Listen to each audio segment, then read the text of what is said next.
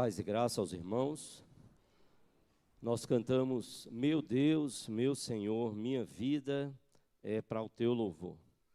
E cantamos dizendo: eu queria ter mais que uma voz, mais que uma vida para te oferecer, porque tu és muito mais, com certeza, infinitamente mais do que eu possa ter. Nós cantamos também em todo tempo, bons e maus, em todo tempo eu louvarei ao Senhor. E para alguns que dizem assim: não, pastor, eu passando por uma dificuldade tão grande, eu vou para a igreja e ficar chorando. Eu digo: eu prefiro estar na igreja chorando. Posso estar me acabando em lágrimas, porque eu sei que se eu precisasse voltar para a casa do meu pai e dar um abraço nele, por mais que eu passasse o dia todo chorando, meus pais iriam me receber para abraçar. Então eu estou na casa do pai, então é melhor estar aqui. Em todo tempo, sejam bons ou maus, em todo tempo eu louvarei ao Senhor. E nós terminamos cantando esse louvor que deve ter sido lançamento no final do ano passado, né? Eu mesmo sugeri a eles: se vocês puderem cantar esse louvor juntos, para a gente lembrar algumas coisas. A gente vai repetir, se Deus quiser, hoje à noite. Eu estava comentando com Solange, o superintendente escolheu a leitura de abertura, a leitura de Efésios 2, 1 e 4 a 10. Não foi? Ela fez, e é o texto da tua pastoral. Eu digo: não, o texto vai ser de 11 a 22. Vamos ver o que a palavra de Deus nos diz.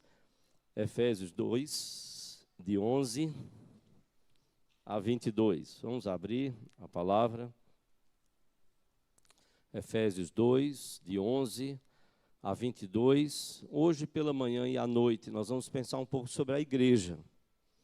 E você refletir e pensar: o que é a igreja para você? Primeiro, já vou logo dizendo: não corra atrás de uma igreja perfeita, você não vai encontrar.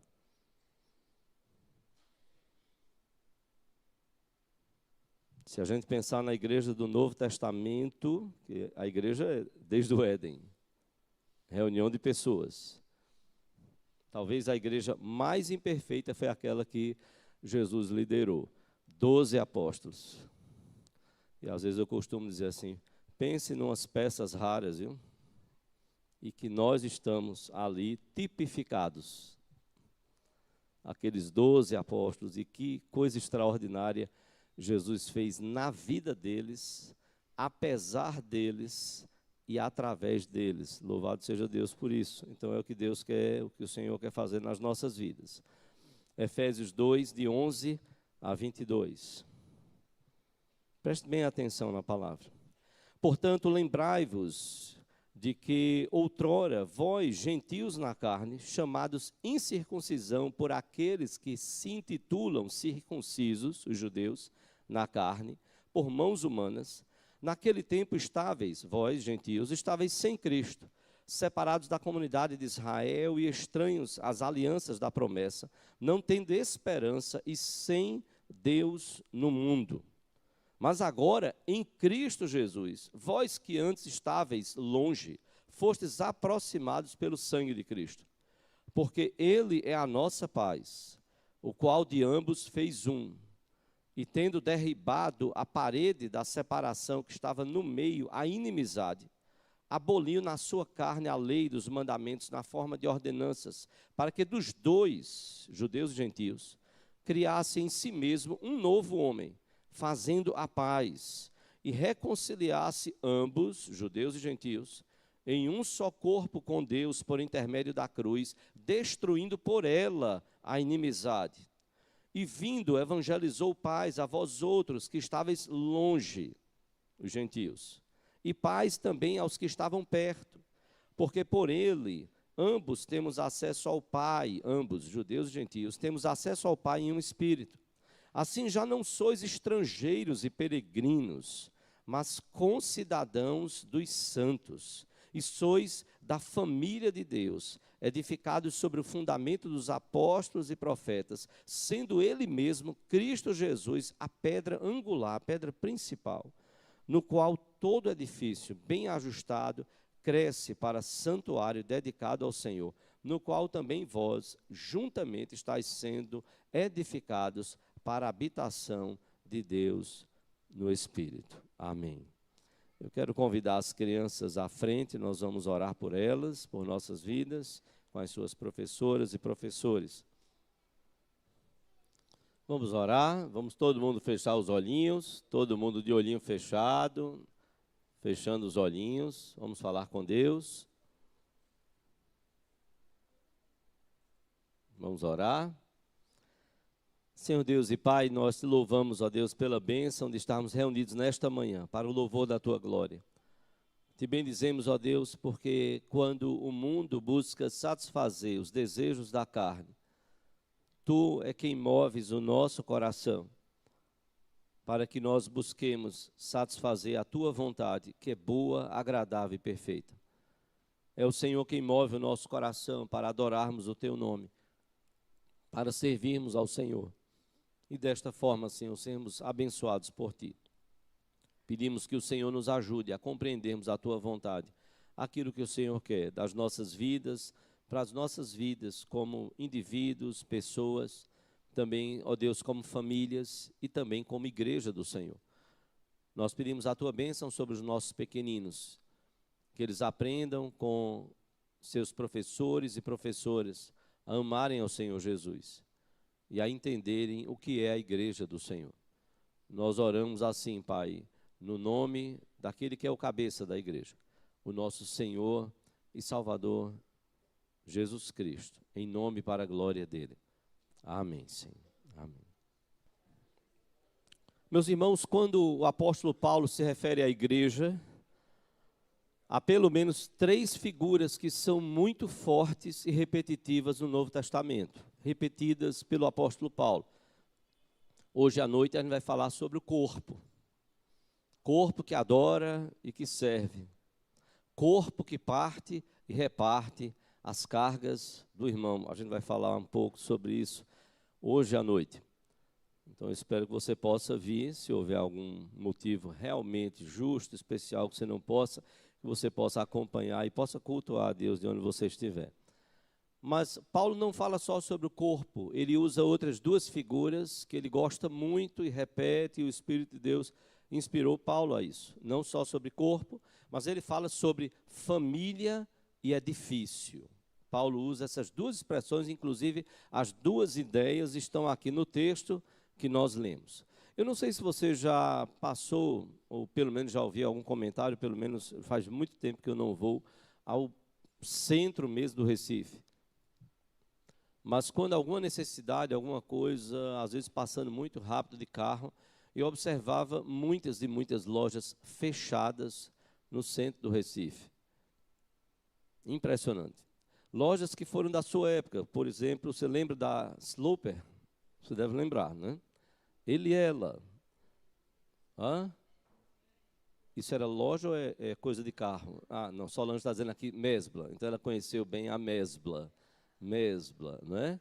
E tem outras por aí que não revelem suas idades, não. Já estão começando a citar várias e várias e várias aí. De fato, aí você diz, onde está tudo isso?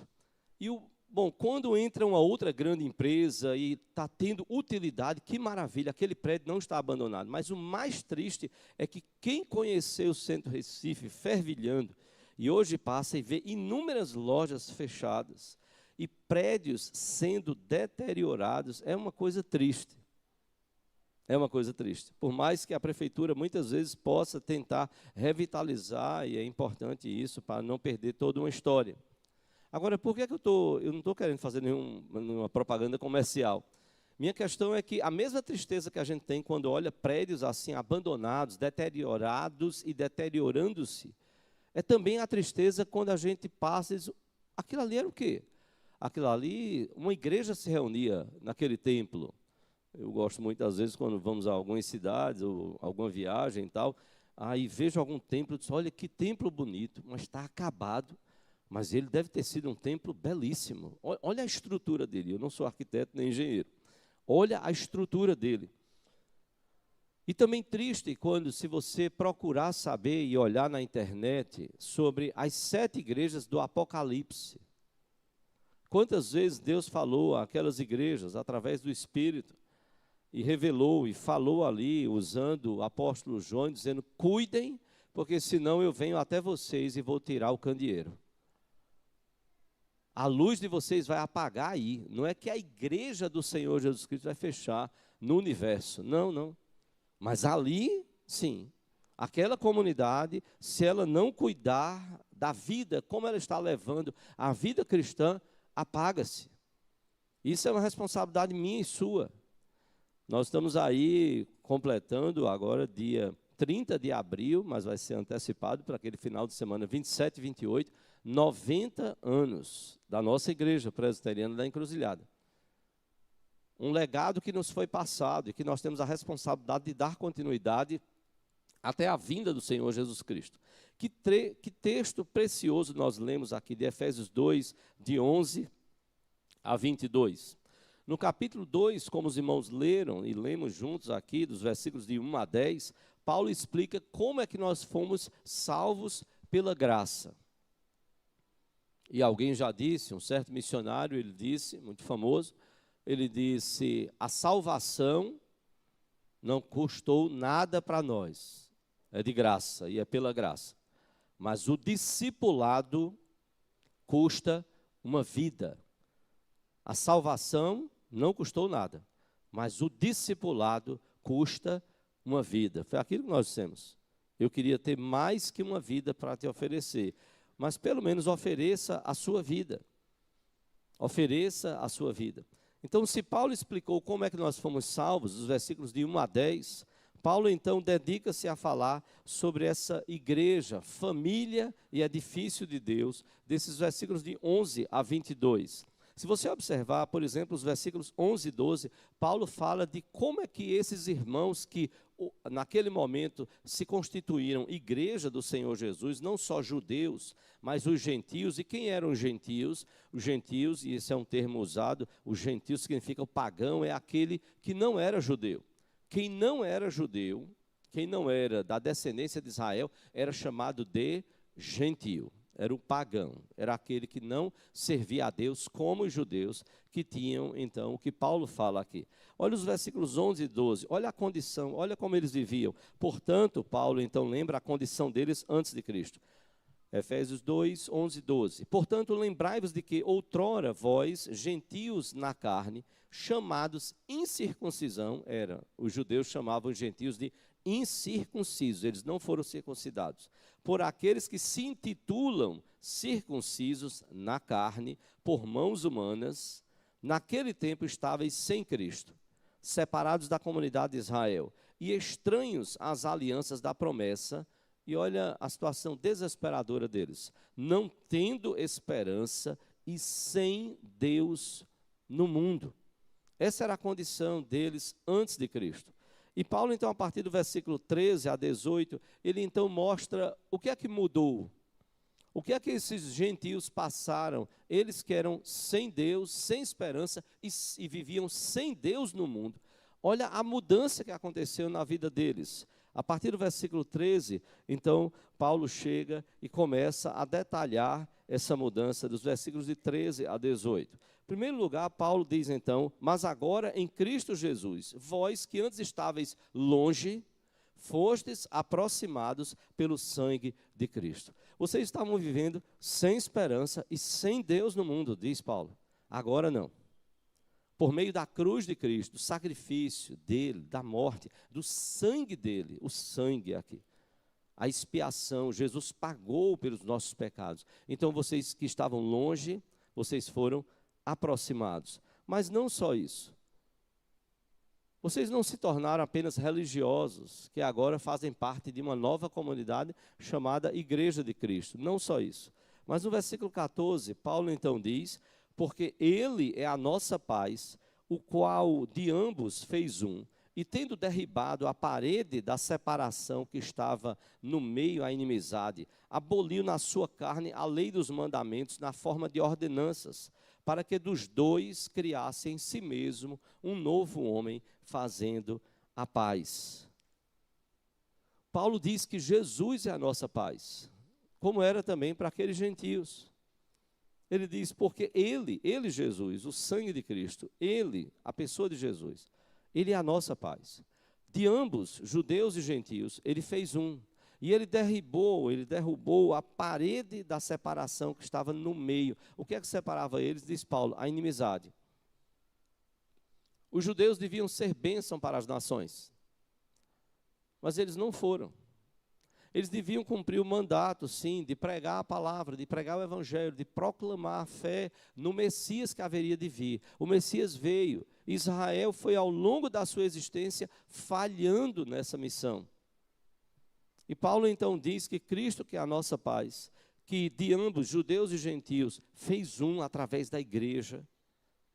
Enquanto que o templo de Israel diferenciava essa barreira da inimizade. Isso é uma coisa interessante, porque a barreira de separação, ou seja, a inimizade entre judeus e gentios era tão grande, para você ter ideia, que quando um judeu vinha na mesma direção do caminho, e ele via que alguém estava vindo e que não era judeu, ele saía, ele mudava. É como se você tivesse vindo numa calçada e visse na mesma calçada, vindo, você sendo judeu, vendo, eita, aquele ali é um gentio. Ele passava para o outro lado da rua, para caminhar do outro lado, para não caminhar na mesma direção. Tal era a inimizade. Não tinha essa onda de, nós estamos aqui nesse banquete familiar, judeus e gentios. Não, por isso que acusaram Jesus. Disseram aos discípulos dele, o mestre de vocês come com os gentios. Pergunta lá se os anciãos, pergunta lá se a liderança do povo de Israel, se aqueles líderes, se o sumo sacerdote, se os sacerdotes comem com gentios à mesa. Não, não comem. Porque isso na cultura, para a cultura deles, judaica, era dar liberdade. Mostrava amizade. Mostrava até certo ponto que você pactuava das ideias do outro. Por isso que você não convida alguém para a sua casa que você discorda completamente do modo de vida, a menos que seja família e você vai se aguentando ali. Mas uma pessoa devassa, de comportamentos, de atitudes completamente diferentes da sua e que vai de encontro aos seus ensinamentos, você não convida a pessoa para sentar à mesa. E aí, então, ele dizia, olha, Jesus come com publicanos e meretrizes. E Jesus disse, olha, eu não vim chamar justos ao arrependimento. Os sãos não precisam de médico, e sim os doentes. Eu estou com os doentes. Se vocês se acham perfeitos, então eu não vim chamar vocês. Vocês não se julgam perfeitos? Melhores do que os outros? Hoje a gente vai falar também um pouquinho sobre isso. Que visão nós temos de igreja, de nós e dos outros. Então Jesus, eu estou com as pessoas com as quais Israel deveria, para as quais Israel deveria levar o evangelho e fazer diferença. Então, em muitos momentos, Jesus escandalizou por isso. Não por causa do comportamento de Jesus, mas só pelo fato dele estar junto ali à mesa. Havia no templo de Israel, fala-se, estudiosos dizem, que havia uma placa dizendo que os judeus não deveriam ultrapassar aquele limite. E havia uma ameaça de morte se um gentio ultrapassasse aquele limite. Por isso que há aquela expressão, o pátio dos gentios. Porque havia uma área do templo que os judeus podiam entrar, mas os gentios não. Você lembra daquela situação em que Jesus saiu derrubando tudo que os comerciantes estavam vendendo? Talvez você já tenha visto isso em filmes. E está relatado na Bíblia, que Jesus pegou então um chicote, saiu derrubando tudo e dizendo, a minha casa, a casa do meu pai, a minha casa será chamada casa de oração. Dá a ideia, se você não olha direitinho, se não estuda, se não vai tentar entender o texto, você fica até chocado. Não, mas Jesus fez certo mesmo. Imagina que você chegasse aqui, e aqui dentro desse templo estivesse o mercado da encruzilhada, aqui estabelecido no domingo de manhã. Ó, incendiou lá o mercado e a gente não pode ter prejuízo, a gente trouxe o que sobrou e a gente vai vender aqui, já está anunciando para o bairro. Pode vir para a igreja presbiteriana da encruzilhada, que lá no templo a gente está com as nossas barraquinhas, a gente vai vender as coisas aqui. Não era essa a ideia. A revolta de Jesus era, porque quem estava vendendo eram os judeus, em primeiro lugar. E os judeus, eles não estavam dentro do recinto do templo, das 4 paredes. os judeus estavam usando o pátio externo, que era chamado o pátio dos gentios. Eles montaram as barraquinhas dele lá e estavam fazendo comércio, injusto muitas vezes, e roubando as pessoas, pactuado com os sacerdotes. Vendiam as coisas, olha, uma parte do lucro vai para vocês, sacerdotes, a outra parte do lucro é nossa, tá, pactuado. Faziam câmbio de moedas e as vendas eram exorbitantes. E os sacerdotes diziam, não, ou você compra aquele animal para sacrificar aqui, se você comprar fora, aí a gente não aceita não. Você vai lá, devolve, se vira. Mas ou compra aqui, ou então o seu sacrifício não vai ser aceito. Nós não vamos fazer o sacrifício conforme a lei manda. Absurdo. E qual a revolta ainda maior de Jesus? Era porque esse pátio dos gentios era o único lugar onde os gentios, que não eram judeus, poderiam ouvir a adoração e talvez tentar ouvir algum ensinamento proclamado lá no templo. Pronto. Era o único lugar que eles tinham para ficar. E os judeus ocuparam e fizeram dali um mercado, um comércio. Então isso revoltou Jesus. Disse, como é que pode? É o único lugar que os gentios podem usar, eles não podem ir para as outras áreas do templo, e o único lugar que eles podem tentar entender a que Deus nós adoramos e proclamamos é o lugar que vocês transformaram numa zona de comércio, e um comércio profano. Então isso revoltou Jesus. Mas às vezes os gentios tinham isso, tinha uma placa lá. Era proibido ultrapassar aquele limite, e isso sob, repito, sob ameaça de morte. De morte. Era terrível. Então Jesus disse, olha, Jesus quebrou isso. Jesus tirou, como que tirou essa placa, porque ele uniu na igreja judeus e gentios. Tanto judeus como gentios, pela graça. No versículo 16, depois que ele diz que dos dois criasse em si mesmo um novo homem, fazendo a paz, no final do versículo 15, Paulo diz, e reconciliasse ambos em um só corpo com Deus, por intermédio da cruz, destruindo por ela, pela cruz, pelo sacrifício na cruz, a inimizade. E vindo, diz Paulo, vindo Jesus, evangelizou paz a vós outros, que estavais longe, e paz também aos que estavam perto. Porque por ele, por Jesus, ambos temos acesso ao Pai em um Espírito. Que coisa maravilhosa. Ambos, judeus e gentios, em um só corpo, como diz o versículo 16. E reconciliasse ambos em um só corpo com Deus. A igreja reconcilia judeus e gentios, indistintamente, quem quer que seja, pessoas de todas as tribos, povos, línguas e nações. Não interessa a sua condição social, não interessa a sua convicção política, não interessa a sua situação, status, sua situação econômica, não interessa. Todos nós estamos reconciliados em Cristo, na igreja do Senhor Jesus, e nós precisamos viver desta forma. Paz e não inimizade. Acesso ao Pai, todos, judeus e gentios, acesso ao Pai em um Espírito. E Paulo vai terminar esse texto de forma maravilhosa, dizendo, assim, já não sois, falando aos gentios, vocês não são mais estrangeiros e peregrinos. Não. Vocês são concidadãos, juntamente com os judeus, concidadãos, sim, dos santos. E aí Paulo diz, e sois da família de Deus. E sois da família de Deus. Na sexta-feira, com o pastor Rildomar Nascimento, ele que lançou isso aos 18 anos. Você vai ver essa história no livro Família, Graças a Deus. Eu pedi que ele contasse a história lá, resumida, e aí eu falava com ele, aquele cântico que nós entoamos, então, também lançamento no final do ano passado, viu? Sua casa edificada sobre a rocha. Eu não sabia nem que o título da música era Espera. Espera no Senhor sem desistir. Espere. Espere nas promessas do Senhor. Sua casa edificada sobre a rocha. Aí eu, conversando com ele no telefone, ele disse, rapaz, que coisa linda, que coisa legal.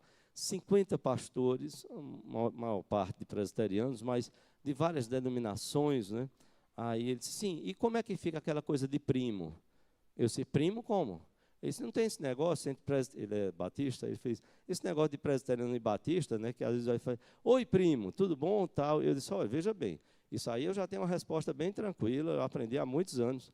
Se o batista chega para mim e faz, opa primo, tudo bom? Eu digo, ó, tudo bem, tudo tranquilo. Papai mandou lembrança, papai, seu tio, mandou lembrança para você. Aí ele riu, avalei do outro lado da ligação. Nós somos da família de Deus, concidadãos, judeus e gentios, indistintamente. Nós somos irmãos em Cristo, no Senhor Jesus Cristo, que é Filho de Deus. Somos por adoção, porque nós não fomos gerados a partir de Deus. Nós somos adotados, a adoção. Cristo pagou o preço para que nós fôssemos adotados. Paulo então diz que nós somos da família de Deus. Olha o que diz o versículo 20. Edificados sobre o fundamento dos apóstolos e profetas, Antigo e Novo Testamento, sendo ele mesmo, Cristo Jesus, a pedra angular. A pedra angular, na antiguidade, era justamente aquela pedra que dizia, olha, aqui essa pedra está dando o norte da construção.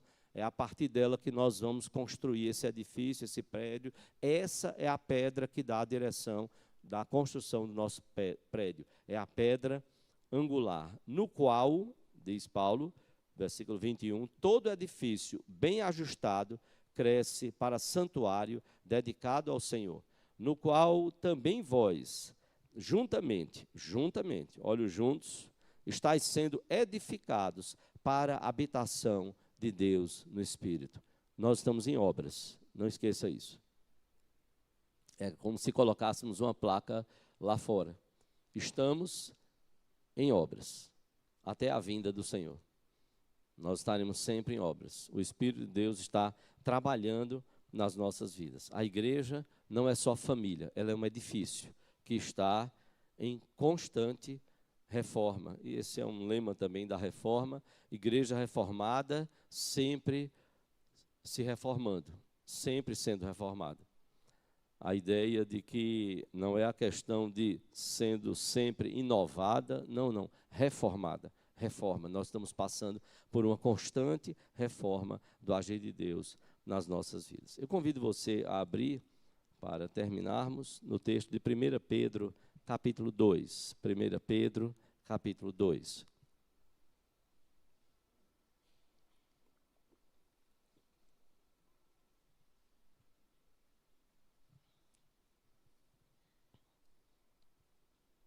Primeira Pedro, capítulo 2.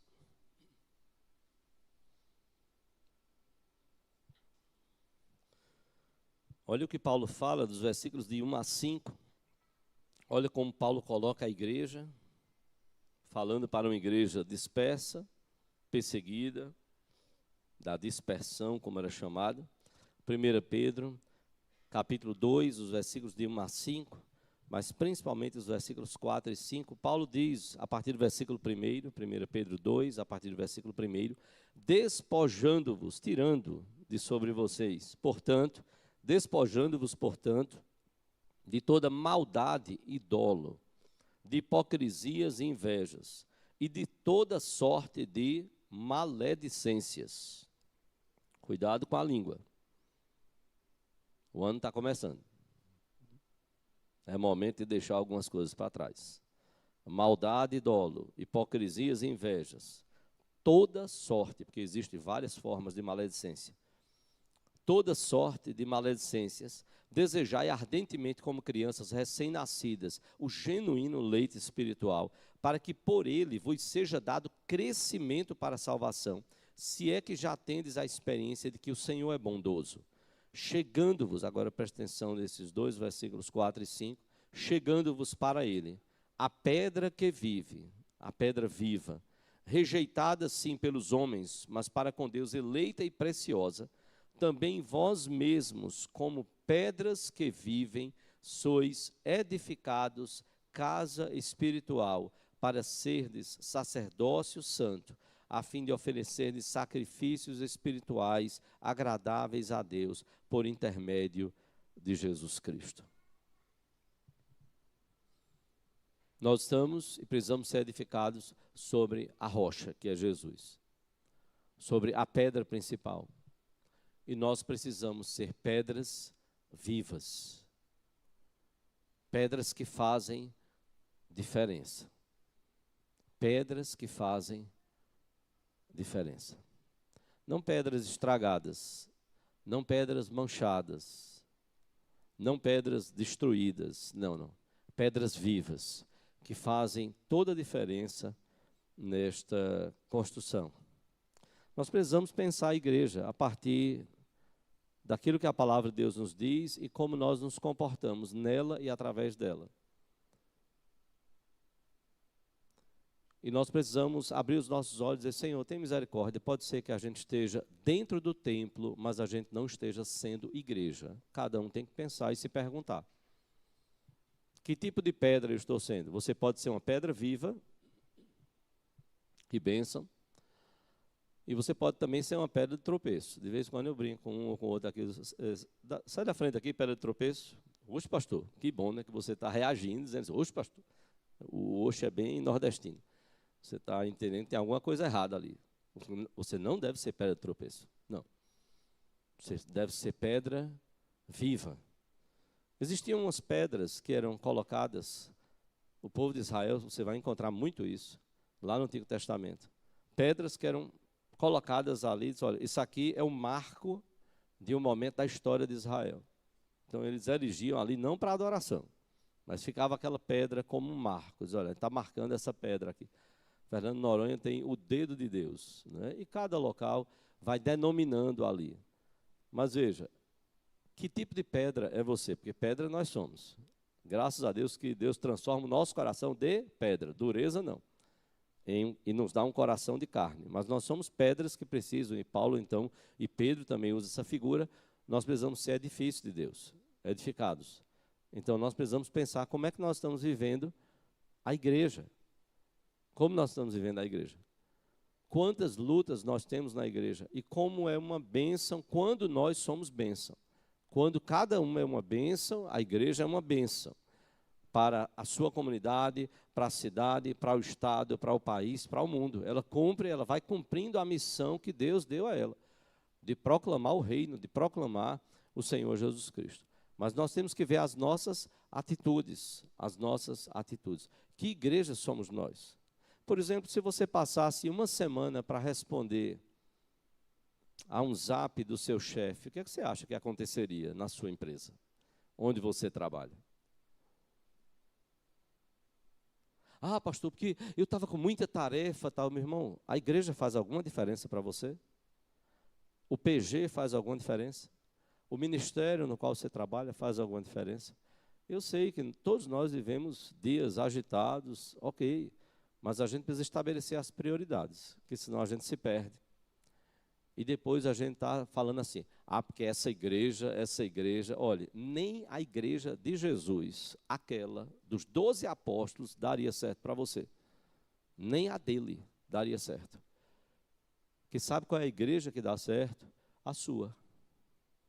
E no final das contas, você vai se ver brigando com você mesmo. Aí você vai bater ou no consultório psicológico, ou se não quiser gastar, você vem aperrear o pastor. Pastor, eu estou muito aperreado aqui. Aí quando você vai ouvir, realmente você está muito confuso com as suas ideias. Vamos dar uma arrumada nas suas ideias? Eu acho que tem algumas coisas aqui que elas precisam voltar à palavra, se arrumar à luz da palavra. Aí você vai ter paz. Mas se você continuar desse jeito, não dá. Não dá. Agora você brigava com a igreja, agora você está brigando consigo mesmo. Você não consegue nem se entender consigo mesmo. Paulo nos chama a sermos família. E aí eu quero terminar dizendo o seguinte: eu ainda vou pesquisar sobre isso. Eu acho que muitos, se não a totalidade, já ouviu falar: olha, aqui não é a casa da mãe Joana. Você já ouviu essa expressão? Não, né? Então quem não ouviu, no meio popular brasileiro, você tem: aqui não é a casa da mãe Joana. Aqui não é a casa da mãe Joana. Eu lembro de um dos nossos sobrinhos, que quando era criança, houve uma situação, nossos pais têm uma casa lá em Gravatá, e ela tem um primeiro andar, e tinha uma escada que era de madeira, grande a escada, enorme. E aí teve um dia que a gente estava tentando descansar depois do almoço, de férias e tal, ou era um feriado, e de repente eu tive a impressão, eu disse, não, que eu saiba, meu pai não está criando cavalo. Agora a impressão que eu tive é que o cavalo estava dentro da casa, e que ele estava descendo a escada de madeira. Eu acordei depois do almoço, desesperado, eu disse, o que foi isso? Isso o quê? Eu disse, meu amigo, tinha algum cavalo aqui no primeiro andar? Eu disse, que cavalo? E eu conversando com o parente, eu disse, eu tive a impressão que tinha um cavalo descendo aqui a escada. Aí eu disse, não, rapaz, isso aqui é fulano. Eu disse, como é, rapaz? Acho que era o primeiro dia que eu estava lá na casa. Eu disse, isso aqui já está dias assim, desse jeito. Ele desce a escada desse jeito. Eu disse, rapaz, alguém tem que tomar uma providência. Conversa com... Eram irmãos nossos, né? Tem que conversar. Que se é sobrinho nosso, é filho dos nossos irmãos. Tem que conversar. Eu digo, imagina, está papai e mamãe descansando e o cavalo lá descendo. O cavalo descendo do primeiro andar. E aí, quando ele teve alguma repreensão no meio da família, ele olhou e viu, e tinha uma plaquinha assim, na casa. Tinha lá. A casa de vovó e vovô. Aqui pode quase tudo. Aí ele olhou e fez, quase tudo. Pode é nada. Poxa, o cavalo quer fazer o que quer dentro de casa. Eu digo, não, dentro de casa não, dentro da casa dos avós. Eu digo, não é assim. Então, na igreja, a gente tem que pensar também, Senhor, é desse jeito? Ou eu estou querendo transformar isso aqui? Eu já sei que casa da mãe Joana não é coisa boa. Alguma ideia de que você faz o que você quer, tal. Não pode ser dessa forma. Nós somos família de Deus. Existe um Pai sobre nós. Existe um Espírito sobre nós. E nós temos um irmão mais velho, que é o Senhor Jesus Cristo. Deus Pai, Deus Filho e Deus Espírito Santo. Então a gente tem que parar e dizer, Senhor, peraí, como é que o Senhor quer que nós sejamos igreja? O que é que o Senhor quer das nossas vidas para que a gente seja bênção na vida de quem passar por essas portas? Deus abençoe sua vida, lembre-se disso, nós somos família de Deus em Cristo Jesus. Gentios e judeus, vivamos como tal, não como a família da mãe Joana, mas como a família do Pai que nos deu a sua palavra. Deus nos abençoe.